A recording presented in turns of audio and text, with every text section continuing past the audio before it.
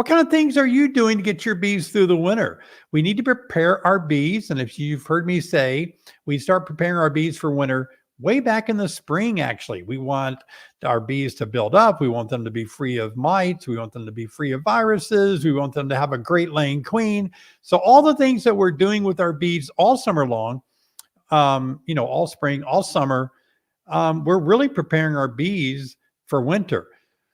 And so a lot of people kind of panic at the last minute to do something for bees. I think I was like, oh my gosh, my bees are going to die if I don't do something right now in the month of September or October. But keep in mind, we can't study for the test 1 minute before the test. And that's sometimes what beekeepers try to do. But let's jump right into it tonight.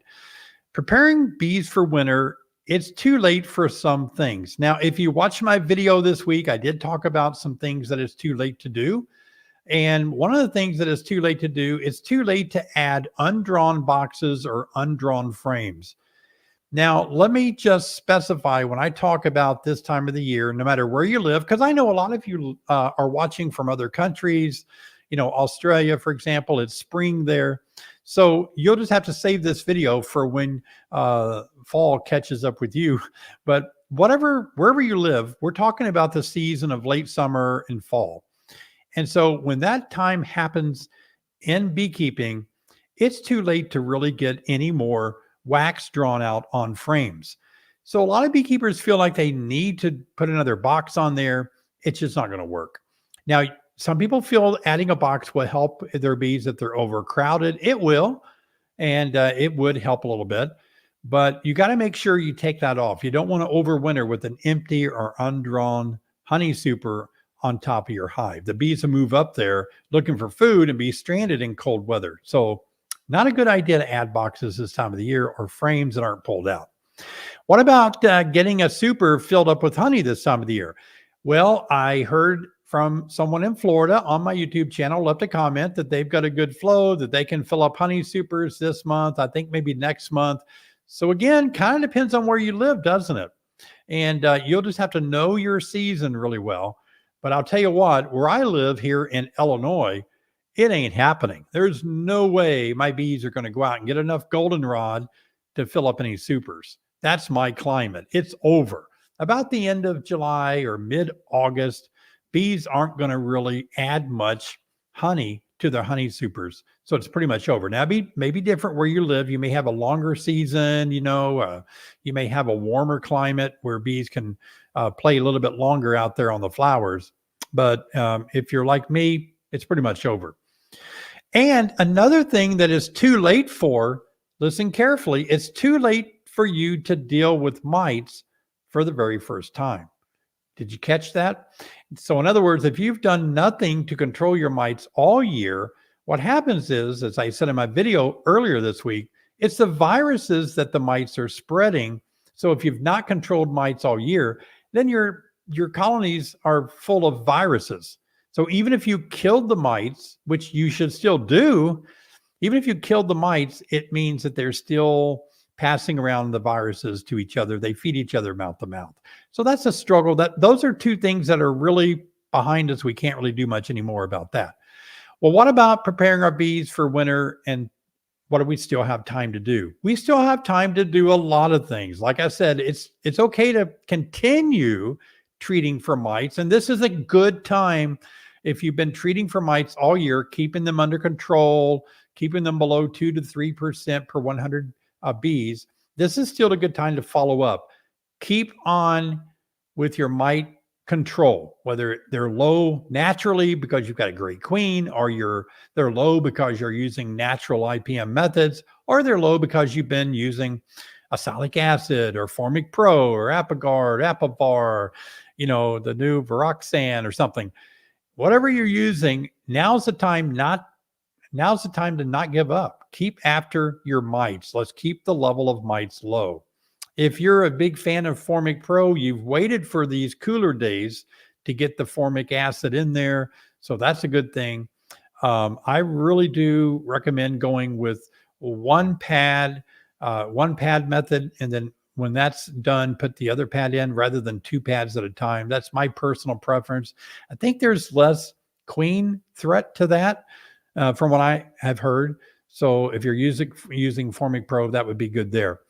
Also, there's still plenty of time to feed our bees to increase the colony size. We want to get their population up for winter. A lot of bees are dying off from winter for the winter. And so the more we can feed our bees right now, we can help them raise more bees of winter physiology. So we need to feed to increase the colony size. Wow, I can't tell you how much you're going to lose so many bees by Christmas time. All the bees that you see now won't be alive at Christmas. Yeah, they'll be dead. They've expired. Winter bees, bees of winter physiology are emerging any day now or through the next couple of months. Those will be the bees that we see going into winter.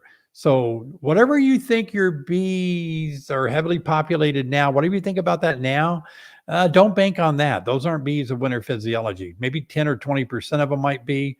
The bulk of the bees in your hive right now, going to be dead by Christmas, going to be dead before the first day of winter. So keep raising more bees of winter physiology. Now, another thing we still have time to do, and I've got my work cut out, I've got to combine some of my mating nukes, some of my resource hives that I have, resource nukes. I'm going to have to combine them into 1 or 2 or 3, however the numbers work out. But I got to combine a few of those. And that's simply killing the queen in some of those. And I like to wait as long as I can in case I need a queen to save a hive that lost her queen late in the year. So that's important to have a resource hive with a queen around. But eventually, you got to combine them for winter. Now, it's probably not too late to order a queen. It might be tougher, might be harder to find. But if you've got a failing queen, you might still have some time to get a new queen in there before it's too late. And also consolidate. Now, consolidate is different than combining. When I say combine, I mean separate, hives. Consolidating, I'm talking about the same hive. Like maybe you've got a whole bunch of boxes on there, and you got more boxes than you want to overwinter with. You want to get the 4 boxes of frames all the way down to 2 boxes of deeps because not all your frames are drawn out or something. This is a time to spend consolidating your frames into the number of boxes that you want to overwinter with. So consolidating, still time to do that. Now, I want to give you some pointers on things not to forget. Don't forget to remove the queen excluder. Oh boy. Oh, and by the way, here's a free tip for tonight. When Pat and I were filming today, we were making a video on getting the flow hive ready for winter. I pulled the queen excluder off. There was a little strip of comb on it that had honey that we kind of opened up when we pulled the super off the top. But it wasn't a lot of honey. So I leaned it up against the hive. Lo and behold, within a minute or two, robber bees were all over that. And then they were all over us, all over the hive. It was not good. So let me just give you a heads up, a big pointer tip. If you remove the queen excluder, the way that it's positioned in the hive right under a super, it could likely have drops or pieces of honey on it. So when you remove it, you need to put it somewhere where robber bees will not see it. Have a trash bag ready, have something that will cover up that honey. Don't just lean it or throw it or place it in wide open. Yeah, good point there. Might be a good time for us to think about the green drone comb. What do we need to do with that? Some people like to pull it out because bees aren't making drones this time of the year. They're killing drones. So be sure to decide what you want to do with your green drone comb. If you leave it in there, they're going to make drones really early in late winter before you might have a chance to pull it out and freeze it. And if that happens, you're going to be in the business of raising drones and the mites that come with them. So think about maybe pulling out your green drone comb, but you need to replace it with resources that would help your bees, not just an empty frame. Also, the bottom board inserts. Those of you that are in love with closing off your bottom board, some people, and I think the needle is bending that way that bees might be better off with a solid bottom board. And if that's the case, that's the time to insert something above or below your screen bottom boards. Get those ready for winter. Don't forget to do that. Also, don't forget to remove your treatments going into winter. Some people use treatments that take over 40 days to be effective, and then you have to remove strips or pads or something. Don't go through winter by leaving those on there. That's not good for the bees. So please keep track of when you put your treatments in there and remove them on the proper days that they need to be taken out of the hive. Don't forget to do that. Hey, and don't forget entrance reducers. We're reducing the entrance for several reasons: to keep the cold air from blasting in there, to keep snow out, to keep critters, mice, whatever is going to come up there and try to get in there. Reducing the entrance might help with robbing a little bit too. There's less there's less opening at the entrance for the guard bees to have to protect. So don't forget to do these things. Get your notepad out, write these things down, get the queen excluder off, remove the green drone comb, put a bottom board insert in, remove any treatments that have done their course of time, and reduce the entrance reducer. Now, let's talk about preparing for winter. These are questions that everybody asks me, as if these are the most important questions to keep bees alive, and they have nothing to do with keeping bees alive. They really don't, not at all. But it seems like, we always want to apply how we feel about winter, what winter means to us, and we want bees to live like we live in their hive. Well, we're not bees and they're not humans. Okay, let me answer the questions. How about some hive heaters? I saw one behind me back there. There's some growing pads. Is that what they're called? Shoot. Well, I don't see it now, but there are these pads that you can plug in. Is it up above me? Oh, there it is.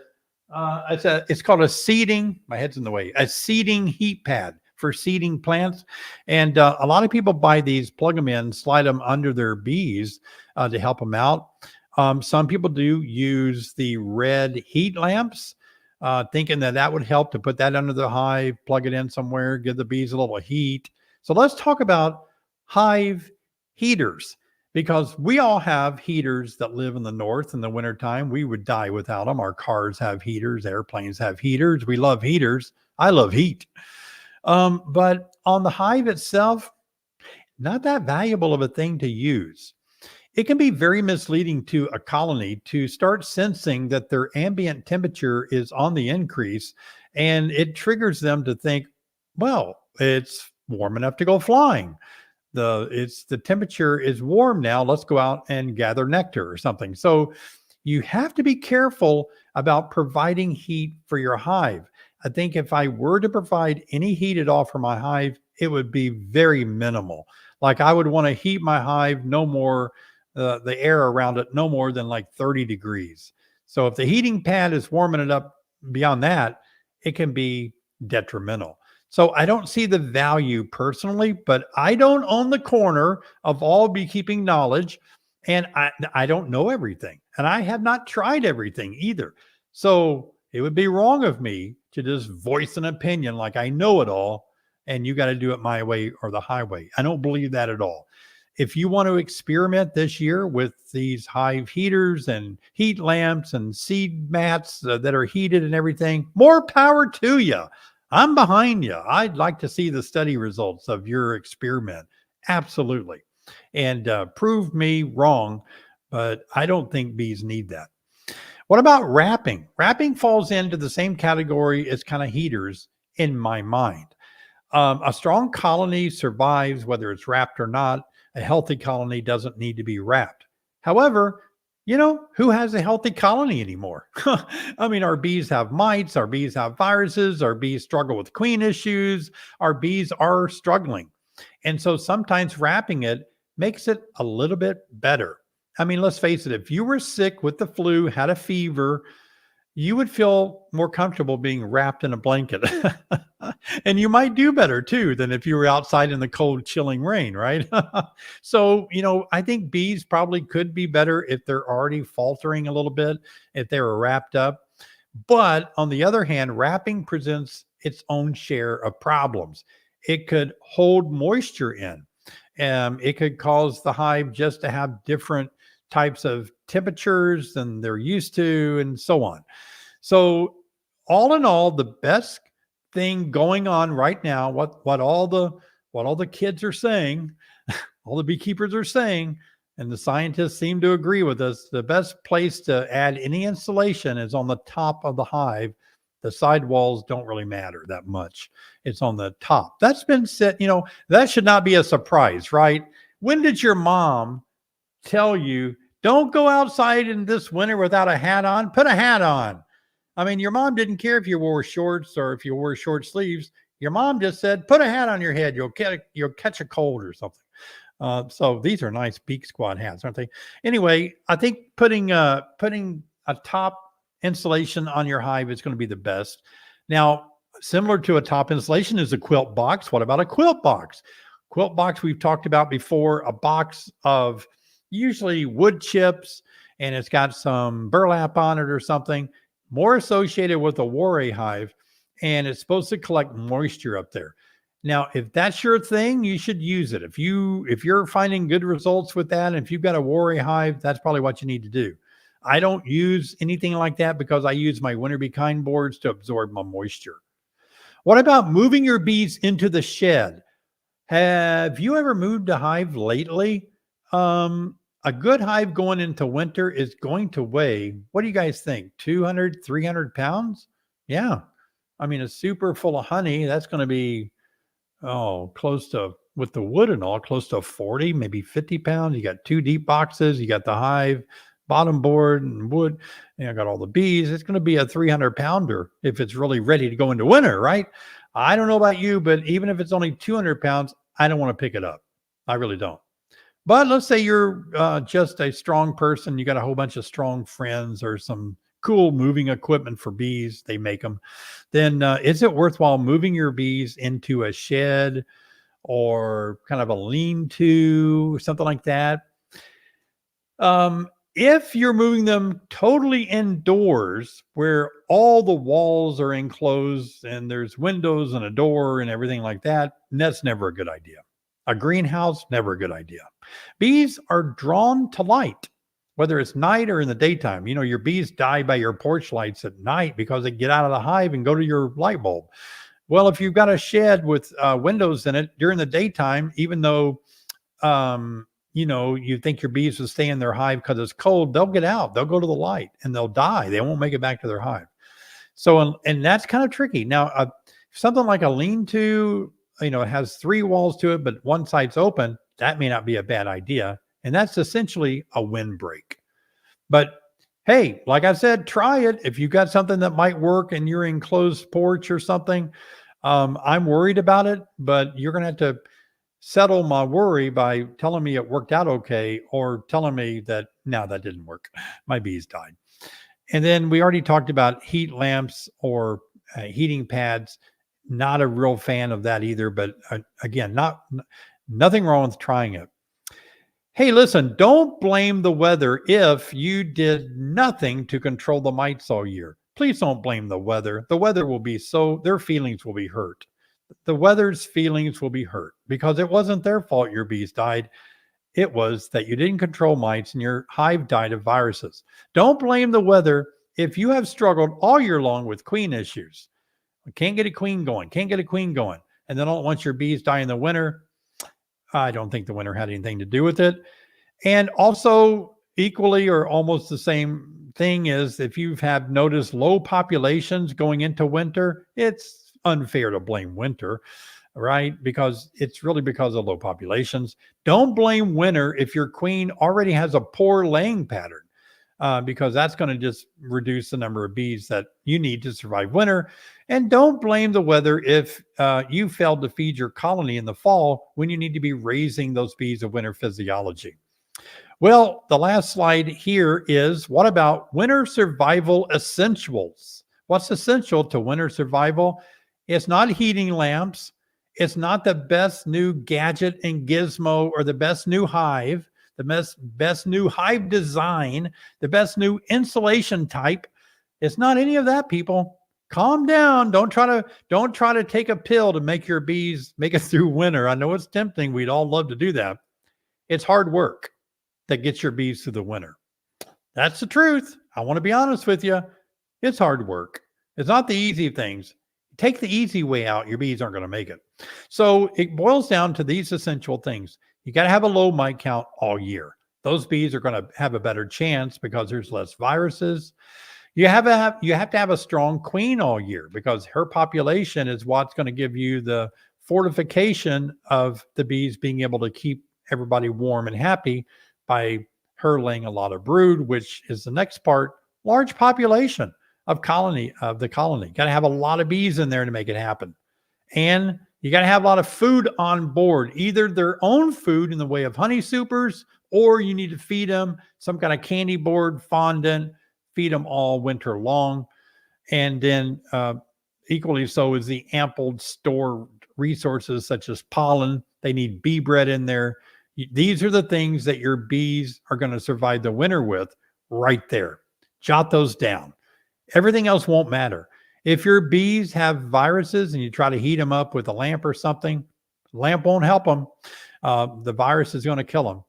And if you don't have a very strong queen, the populations are really bad, and you tried to wrap them up with a good wrap or something, you pay a lot of money for a wrap, but your bees don't have populations or they're not fed well, the wrap, any of that's just not gonna matter.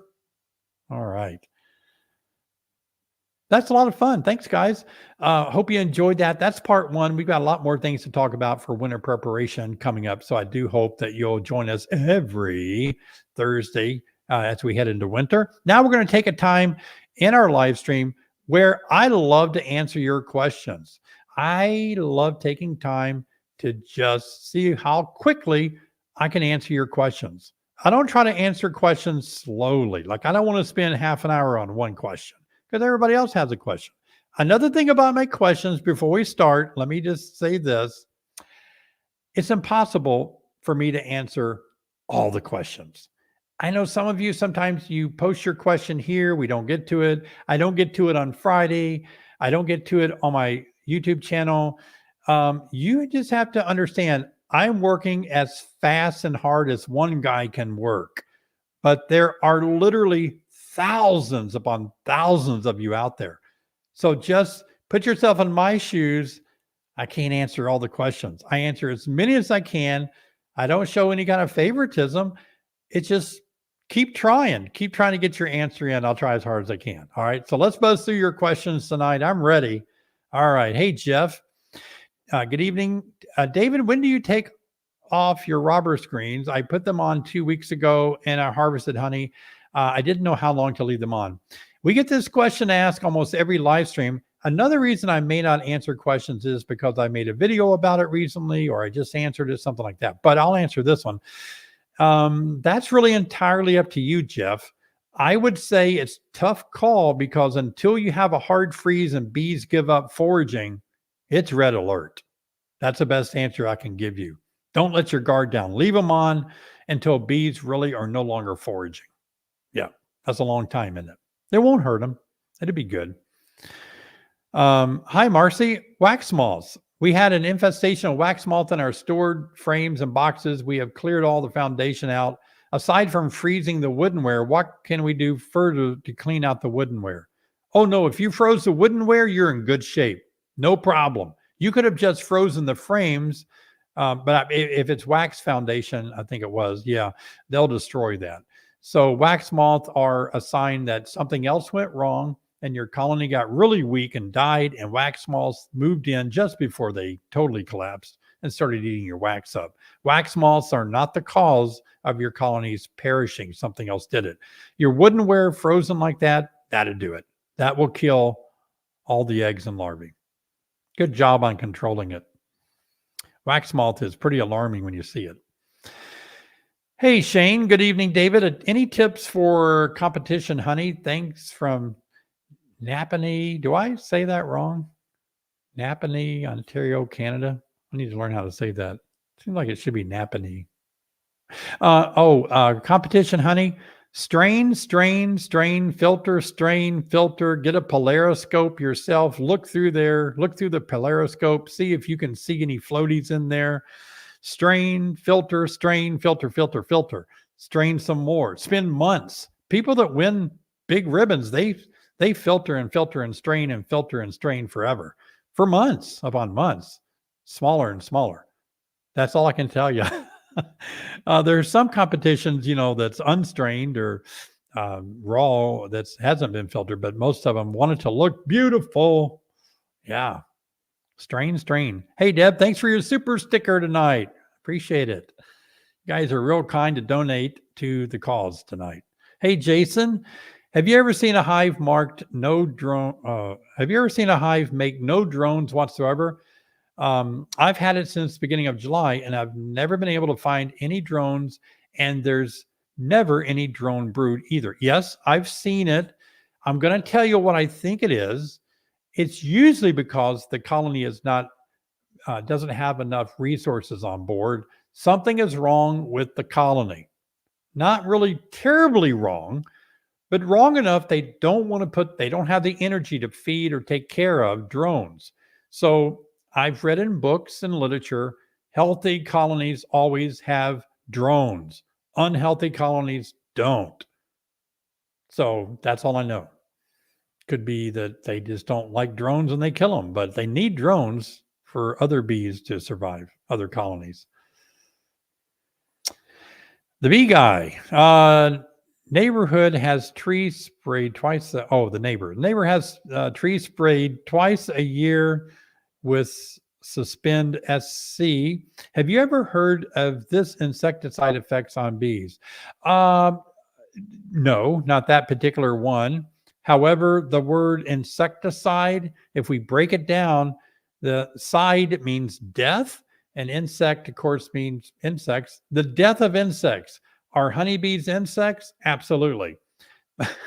So I'm afraid of any insecticide because of honeybees. I know that not all insecticides may kill honeybees, but gosh, if they're spraying trees, they're trying to kill the same things that are in trees, same things as bees. Probably they're spraying for Japanese beetles. You know what I mean? That'll knock down a bee too. So not a good thing. No.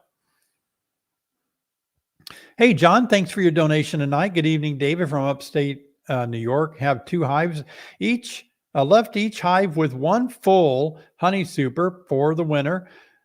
Best insulation to use to wrap the hive. I wonder if that's a statement or a question.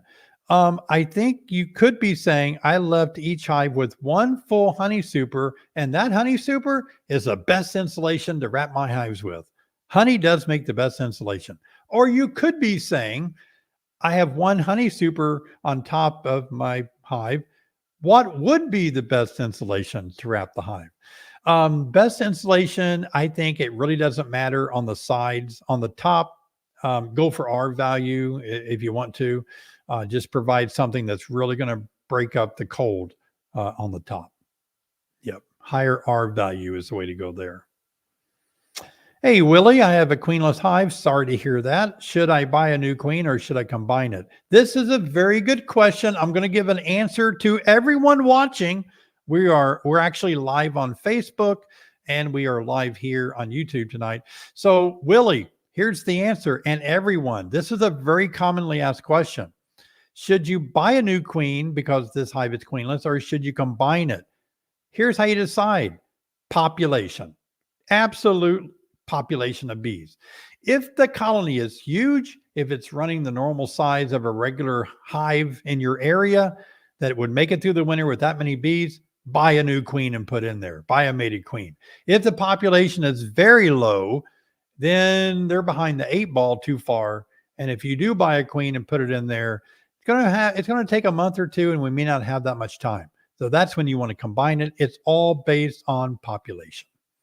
Absolutely. Hey, Debbie, is it okay to leave uncapped nectar on a hive, or what should I do with them? I don't have a freezer to put them in. Today, we did an inspection, and Pat and I made a video on the flow hive. I'm telling the story, aren't I, before the video goes out. You need to watch the video. So I was trying to decide, do I leave my honey flow frames, the big plastic 7 frames up there, you turn a crank and honey flows out. I was deciding, do I leave that on or take it off? Should I go or should I stay now? And so I couldn't really decide. But when I looked at it, Debbie, The nectar was almost all the way out to the edge of the comb, even though it wasn't capped off.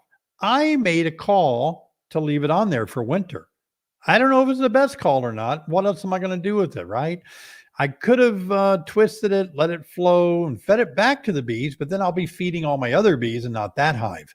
So I decided to leave it on, but I had to remove the queen excluder, and that's when the robbing started. Watch the video. It's funner to watch it than to hear me tell about it. All right. In Oregon, our bees got attacked by robbers, lost 3 of the 6 hives. Oh my gosh, that's catastrophic. Would it be too late to combine the remaining hives and treat for mites? When would it be safe to put an entrance feeder without, whoa. Okay, I don't know what that means. But okay, break this down. You got robbing going on. Would it be too late to combine? No, not too late to combine. Never too late to combine, right? Because you're not moving frames out. You could combine in the wintertime. I mean, it's not ideal, but you could do it if you don't move frames around. And you could treat for mites this time of the year in Oregon. You are going to fly. You got to think about temperatures. What kind of treatments you're going to use. Make sure it's temperature sensitive to your area. What's the temperature going to be like? Don't entrance feed whatever you do. I don't know what your question was there, but entrance feeder is not a good idea unless you put them 500 yards away from your hive and an open board or something away from your hives. Yeah. Good questions. Good questions tonight. Communicator. David, I have 2 medium boxes and the top one is empty. Should I remove the top box and condense down to one in upstate New York? Wow, that's all you have on there is 2 medium boxes. So you're going to go through winter in a 6-inch, 6 5/8 medium box. That's a small amount of bees, but okay, that's what we got to work with. Sounds like it's empty. It's empty. I'm thinking, yeah, I'm going to remove it because they're going to go up there from the heat of their own bodies and there won't be anything up there. Keep them down in that medium. Yeah, I think I would. I would feed them. I'd feed them, candy boards, fondant, and keep them in. I overwintered one not too long ago, just like you're talking about, and did great. Yeah, I wouldn't leave that empty one on top. Just going to absorb all their heat up there. Upstate New York, got to be cold. Hey, Brian. Hey, David, what about under supering with drawn comb for more space? I don't hate that idea. I don't hate that idea, Brian. It kind of goes back to the previous question, though. We are going to have more space in there, but since they are moving up into the heat, into things that are filled up, I'm not hating that. I want you to do that and tell me how it works out. If it doesn't work out, I won't do what you did. Yeah. If it works out, I'll do what you did. You'll be the guinea pig on this, I guess, but I'm not hating it. Hey, Bethany. David, we have an empty super without any frames on top. Whoa, did I read that right? An empty super without any frames on top of our brood box for feeding patties, sugar water, etc. Is that okay? A little dangerous because if they were wanting to build wax, they would build it in that big open super up there. But this time of the year, they don't really build a lot of wax, so you're probably not under threat of that being filled up with crazy comb. If you did that in the spring, it would be crazy comb. You're losing some heat. It doesn't really say where you live. You're feeding patties, sugar water. Okay. Bethany, if it works, that's fine. I used to do that, and then they built crazy comb up there. So that's why I invented the Burns feeding board. And it's essentially what you're doing, but it has a board and only certain ports where you place your jars through screen to feed them so bees don't get up there. But yeah, you can do that. Just keep an eye on it. Hey, Greg, thank you for your donation. Thanks for all you do for all of us. Well, I appreciate that, Greg, and thanks for contributing to the cause tonight, keeping the live stream going. Every time someone makes a donation, it's like putting a piece of coal in the locomotive to keep it going down the railroad track. So it does take some power to do it. So I appreciate it so much. If any of you want to donate, but don't want to donate here on YouTube or Facebook, you can go to our website at honeybeesonline.com and make a live stream donation there. Troop 792, is that Boy Scout or Girl Scout? How do I convince my wife that I should have a hive in the backyard? Okay, everybody, this is your time to leave a comment. This is going to really soak up the chat, but I want all of you to leave a response to answer this question on how do I convince my wife that I should have a hive in my backyard. Robbie, Sherry, and Jessica, get ready for answers. I want all of you to give answers to this question. Go. Help a guy out here. Help a brother out. Help a brother out. What can you tell? Good luck. Yeah, good luck with that, you know. Come on, give some good ideas. Come on, what do you got? My wife was very opposed to it at first. 4 years later, we have 3. No, you didn't say what you did, though, Mike. What did you do to convince them? Oh, feed her honey? Yeah, maybe she doesn't like honey, though. Maybe she doesn't like it. Just say, please, please. Back rubs, lots of back rubs. I like that one. It's great for nature and free honey. Yeah, that's not going to work. Honey for your honey. Not going to work. Oh, just get one. Oh, yeah, just get one. Ask for forgiveness later. Oh, is that a hive out there? Keep calling her honey until she gets used to it. Tell her she doesn't have to do anything to it. Yeah, except run from bees all day long in her backyard. Why did these bees poop on my laundry? Or my car? Yeah, we're going to say please a lot. Say please. I got a fly in here. Tell her she doesn't have to do anything. Yeah, we got that one already. Yeah, that's a good one, Jerry. You don't have to do anything to it. I'll do all the work. Yeah, she already knows that you're not going to do all the work. She's already doing work like that. You told her that. Better to ask forgiveness than permission. That's my motto. I agree. That's a good one. Why not? Nobody said diamond. I thought a diamond would work, right? Diamond? Give her something first, then ask. There you go.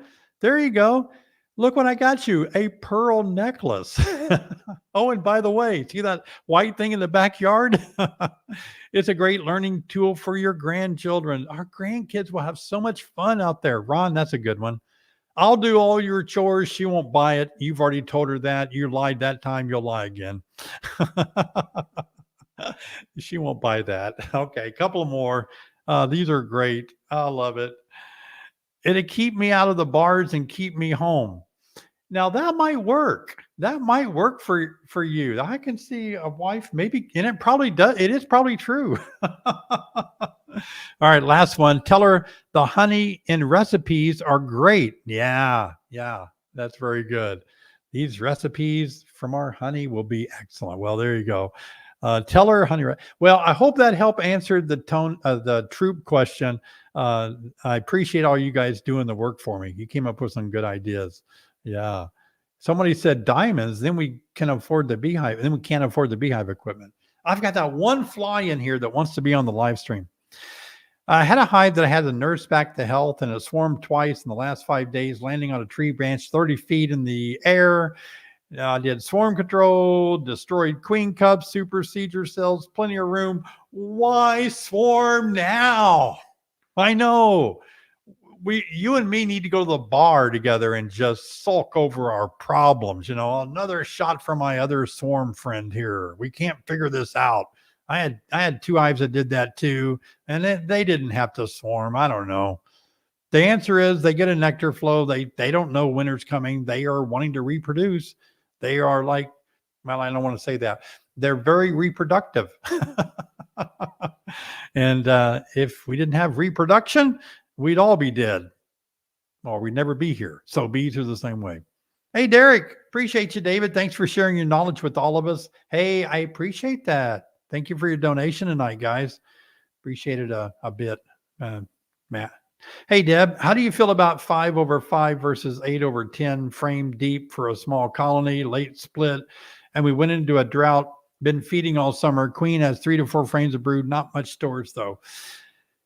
Yeah, boy, that's a tough one. I like 10/10. I like my deep boxes. I just feel like I get more power, more bees, more food, more resources. Not that 8/8 won't work. 5/5 is fine too. That's just the frame count. By the way, some people have actually asked me. I speak to a lot of new beekeepers. I get this question a lot. They'll ask me, "What's the difference between 5 frame hive, or I mean, sorry, an 8 frame hive and a 10 frame hive?" Um, I think, okay, I don't know how to answer that other than two.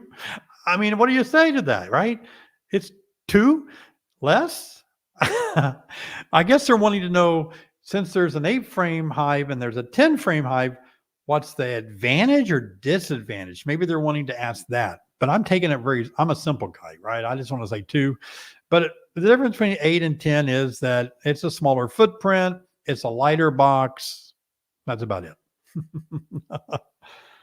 Got to watch my time, and we're going to have a giveaway coming up. Jen, have you ever used murder salts for small hive beetle? Ingredients are shortening, diatomaceous earth, eucalyptus, food coloring. Put small smear on the bottom board. No, I haven't used that. I've studied the concept, and I'm not going to say anything about it because I think these things need to be tested by beekeepers, and you make your own decision. I really do. So make it up yourself. Try it. Some people say that it worked great for them, so it might be the answer. But if it was the answer, these big companies that sell stuff for well, I'm putting my foot in my mouth now, but I think all the big companies would create something close to it and sell it like crazy if it worked so good, right? I mean, we'd all want it, but it may work good. I don't know. Ross Wagner, 5 months member of the YouTube channel. Appreciate that. What temp do we start the top jar feeding? And okay to change out jars when it's cool. Yeah, it's okay to change jars when it's cool because you're not really pulling frames out. I start feeding from the top about 2 weeks after the dearth starts, all the way until it gets 50 degrees Fahrenheit or below for a high temperature. Then I'm done feeding on the top. Then I wait about a month and I start feeding the hard winter Be Kind candies. That makes sense? Yeah. All right. More questions. Pile them on me. We got time for a few more. Hey, Anthony, how long can you leave your hive beetle trap in the hive? Can it be left over winter? Yes, it can. The oil in it gets rancid. It looks gross. It's going to not be effective in the spring because it's going to be too gooky and solid and yucky and smelly, and you should take it off. But if you don't want to get in there because you just can't, you don't want to, it's not going to hurt anything. It's going to be there, right? Beetles are going to overwinter with your bees. And I guess if it worked, if it wasn't so gummed up or too cold or something, it might catch a few beetles in the winter. Who knows? It depends on where the cluster is. Hey, Amy, thanks for all you do. Earlier, you talked about the robber bees that were all over you when you were filming. How can you tell robber bees are robber bees and not your own bees? Just made a video, published it a couple of hours ago, and I explained that. I actually, in that video that you're going to watch when we go off the air here in 12 minutes, watch that video that I published today, because I actually saw a robber bee on a frame. I showed it to Pat, my videographer. Look, Pat, there's a robber bee right there. We watched the robber bee go into a cell of a frame I was holding, and she started drinking up honey to take back to tell all her girlfriends where this hive was. So I said, look at the difference. Watch. If I pull it up out of the cell, I can make it fly. And it flew and it flew and it flew. I said, watch, here's one of my bees. Watch me try to make one of them fly. They won't fly. They're doing their house jobs on the frame, but the robber bees fly, and they're all their hair's missing because they've been in too many battles. They get their hair pulled out. But I show you in my video today how to know, because when you open up a hive, your bees aren't flying around that much. Robber bees are. Boy, if you watch today's video, you'll know. Hey, Chad, I have 5 frames of food stored in top box and nothing else. Is it a 10 frame, I guess? Is it best to go into winter with 10 great frames in a 1-story, or to leave those 5 frames as they are for all winter in both deeps? Iowa. I'm going to be speaking in Iowa, Chad. Do you know that? Yeah, on October the 25th and 26th, I'm going to be speaking in Iowa. I'll get back to your question. At the Iowa Honey Producers Association meeting, largest conference in the Midwest, October 25th, 26th. Check it out. Go online and look for this Iowa Honey Producers Association meeting. I hope you guys can be there. Hope Chad can make it. But you could do this either way, Chad. If your bees went up in those 5 frames, there's a link to the Ohio producer meeting. But if your bees went up there, there's a chance that they might be okay on those 5 frames. They might use it for some food, but make sure you got some fondant above them, or winter be kind above them. That's the safe way to do it. Yep. Good old Iowa. Already answered that one. Hey, Robert, thank you for your super sticker tonight. Appreciate it so much. I'm going to take 1 more or 2 more questions, and then we're going to do a giveaway. All right. Matthew, would painting a telescoping cover black to absorb heat from the sun assist with maintaining heat over the winter? I think it is a great idea. Yes, I really do think it's a great idea. Heck yeah. Doesn't it feel good to have a black shirt on a cold day? Whew, it helps a lot. I'd try it. Yeah. 1 more question, and let's do some giveaway. Sherry, can I leave a mouse guard on all winter, or should I take it off and replace my entrance reducer? You could leave it on. I don't know what kind of mouse guard you have. I guess I should say this kind with the holes in it. You could leave it on all winter. They'll drag dead bees out of there. You could do either way. I don't think it's a big deal breaker. I really don't. Nah, it'd be fine either way. Keeps mice out all winter. I'm not hating it. I like the idea. All right, let's do spin the win. Spin the wheel. Oh boy. I'm always afraid this is going to be embarrassing. Which way do I comb my hair in the mirror? This way? Okay. Here we go. All right. If you're first time on our live stream, we always like to spin the wheel. We have some, if it lands on one of these beak squads, today's giveaway, no, let me say, I won't say what the giveaway is just yet, but we'll have something to give away if it lands on one of these stickers. And then other things, we'll see where it lands. Here we go. Spin to win.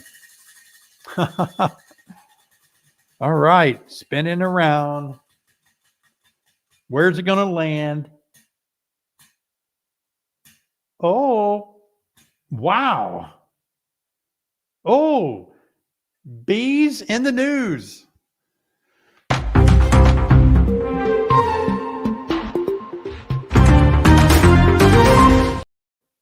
Okay, bees in the news, bees in the news. Bees in the news, Robbie. Where's my bees? Oh, okay, I got it. Here we go. Let me share my screen or something like that. Hang on, I got it. Bees in the news. We got, okay, share screen maybe? Yeah, here we go. Did you see this? Bees in the news. Wow. Okay, here we go. So this study shows the potential of Manuka honey as whatever it's supposed to reduce or eliminate breast cancer. And it's interesting. If you look here, it says Manuka honey significantly reduced tumor growth in mice with ER positive breast cancer cells by 84% without affecting normal breast cells or causing major side effects. Now, we've talked about a little bit, I don't know if we've talked a lot about Manuka honey or not, but this is something that is really intriguing. We see this a lot now. Manuka honey has been in the news for a long time. Get myself back in here and get rid of my screen. But I don't know if you know what Manuka honey is, but it's a really dark, and it's really has, I guess, really good medicinal purposes to it. I'm not a doctor. I don't want to make any claims that Manuka honey will cure cancer. I'm just telling the news.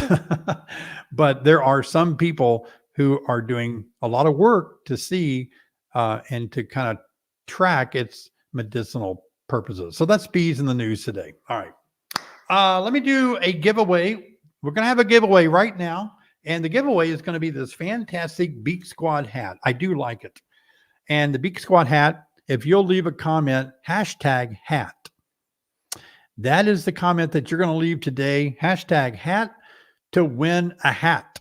We'll ship this out to you unless you live really far away where we can't ship you anything. We'll try to make it up with an online course, a digital product. So Beak Squad hat, and it's got a fly on it. I'd love to kill that fly. First thing I'm going to do tomorrow is go out and make a green chair video. And the second thing, I'm going to buy a fly swatter. But if you don't know about the green chair video on Friday, every Friday I sit outdoors in my green answer chair and I try to answer more questions. Obviously, I can't answer all of them because all of you guys are so great. You have so many questions. I try to do the best I can. But I'll have that video published tomorrow, usually in the afternoon. So watch for the green chair, and your questions that you asked tonight that weren't answered might possibly be answered tomorrow. Oh, yeah. So, wow, look at that. Okay. Well, you scared my fly away with the fly swatter. Why is it when you get a fly swatter? Wait a minute. I heard it by my head. The fly is gone. How can flies be that smart about fly swatters? Wow. Well, that got rid of the fly. No, there it is. Everybody calm down. Here we go. It's going to land. Oh, got it. Thank you, Sherry. Got the fly. Wow, that was exciting. All right. Hashtag hat. We're getting ready to spin the wheel to see who wins the hat I'm wearing tonight. All right, let's do it, Robbie. Thanks, Robbie and Jessica and Sherry. Without you, I'd have flies all over me. That's a weird thing to say. Oh, Clinton Delph, you're the winner of the hat. All right, Robbie, crank up the winnings again. We're going to give away a second hat. Give away 2 hats tonight. Oh, right away, huh? Okay, let me change hats. I don't want to wear the wrong hat. Okay. Going for a hat again. Second winner is Matt Newton. All right, guys, the winners need to leave their name. Oh, wait a minute. The winners need to email us. See the email address below, longlanehoneybees@gmail.com. That's an email address that we don't check except for winners only. So don't think you're going to get much more information by emailing anything else other than your address, and tell us that you won, and we'll get those shipped right out to you. Great. All right. Let's see what time it is now. Well, we got a few minutes, 2 or 3 more questions, and then got a few comments tonight. What's another question somebody's dying to ask about bees? Hey, Glenn, I've been feeding 1-to-1 maybe for 1.5 months. Hives are healthy populations. At what point can I stop doing weekly checks for swarm cells going into winter in Houston, Texas? Yeah, Glenn, it would be hard for me to give you an answer. I would say as long as the temperature is decent enough where there's a possibility that you've got a nectar flow and bees could still swarm, it's warming up, you're not off the hook. I know. I'm not off the hook until kind of the foraging is over. So once the nectar flow slows down, bees aren't going to swarm after that very much at all. All right. One more. Last question is Tom. First time on the live stream. Yay, Tom. Way to go. Woo. 2 thumbs up for Tom. 2 thumbs up. Do I get any side effects for 2 thumbs up? I guess not. Used to. Okay. First time on the live stream. I'm looking to get into beekeeping next spring. Good. You're already soaking up a lot of knowledge. And a local beekeeper told me to only do medium boxes versus deeps and mediums. Any thoughts on your thinking? You know, Tom, it's not a bad idea. When I first started and got into it, somebody told me, whatever you do, keep all your frames consistent. And I wish I would have listened, because now I've got medium frames and I've got deep frames. And sometimes I put medium frames in deep frames and the bees add 3 inches of comb below it. I think if you want to go all mediums, you just have to use an extra one usually per hive or something. But you have to use 3 per. I do. I have to use 3 mediums for the brood nest. But hey, I think that's fine. A lot of beekeepers do that nowadays. A lot of beekeepers do. Very common. All right. Thank you, Matt, for your super sticker tonight. Hey, I want to tell you guys how much I've appreciated you being here. We want to say hello to all of our Facebook viewers tonight as well. And gosh, thanks, Marianne.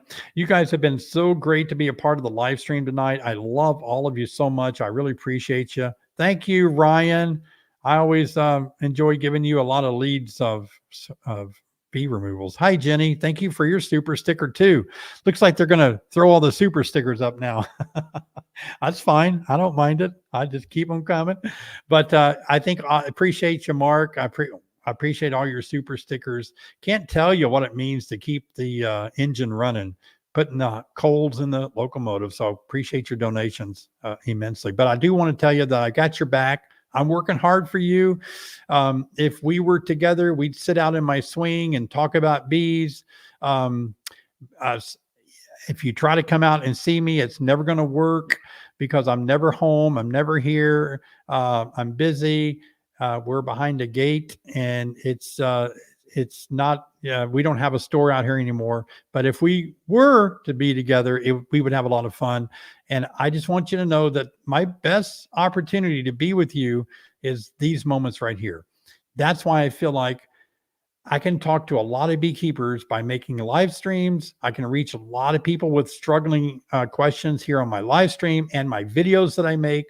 So in just a few minutes, be sure and check out the video that I just made just a few hours ago. I think it'd really be good for you to track that video about robbing. It's going to help you a lot understand the dangers of robbing this time of the year. It can really be tough, but appreciate you a bunch. A lot of you, you're just my friends. You know, most of you, almost everybody that I have on here, I just want to call you my friend because we enjoy spending time together. We enjoy spending a lot of time with bees together.